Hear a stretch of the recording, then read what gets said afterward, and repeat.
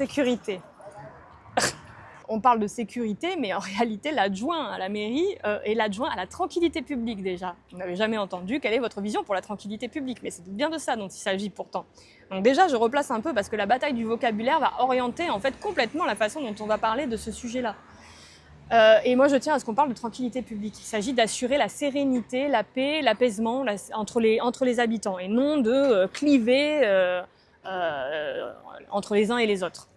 J'ai vu les images de la brigade du GSRI, ces images d'interpellations musclées en quartier populaire, qui interrogent, on a le droit d'interroger l'action d'une brigade qui a été mise en place, défendue par la municipalité en place, pour savoir ce qu'il s'est passé exactement. Moi, je le dis, je ne suis pas d'accord avec l'installation de cette brigade.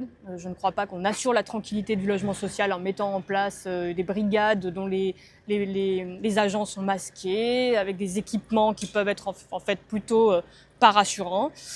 Et je pense qu'il faut la démanteler. Elle est financée à hauteur de 3 millions d'euros. Avec 3 millions d'euros, on pourrait mettre en place des médiateurs et des médiatrices dont le rôle est précisément d'assurer la tranquillité entre les voisins et les voisines, plutôt que de participer toujours à cette surenchère sécuritaire qui inquiète. Qu'on arrête avec ces politiques de communication, de surenchère. On a eu toutes les expériences possibles à Montpellier, les places nettes, les descentes de CRS, la brigade du logement.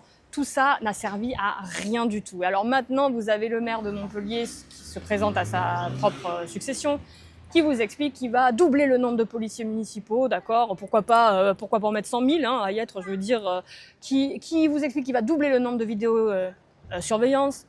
Pourquoi faire ? Est-ce qu'on peut avoir un bilan des politiques qui ont été menées jusqu'à maintenant ? Cela n'a jamais été mis publiquement. Quel est le bilan de sa brigade du GSRI ? Quel est le bilan de la vidéosurveillance jusqu'à maintenant ? En quoi ça a été utile ? Pourquoi faut-il ajouter des policiers municipaux ? En quoi jusqu'à maintenant cela a-t-il été insuffisant ? Bon, on n'a jamais de bilan de tout ça et on continue à surenchérir. Ça coûte très cher, la vidéosurveillance. Je crois qu'avec cet argent-là, on pourrait l'utiliser de manière à, par exemple, redéfinir des missions de proximité, à développer une police de proximité. Nous, c'est ce que nous proposons. Nous voulons mettre le paquet sur la prévention et la médiation. On ne parle plus de prévention. Or, si vous voulez prévenir les situations de délinquance, voire de crime, eh bien, il faut désamorcer en amont le plus possible. Eh bien, c'est le rôle de la prévention.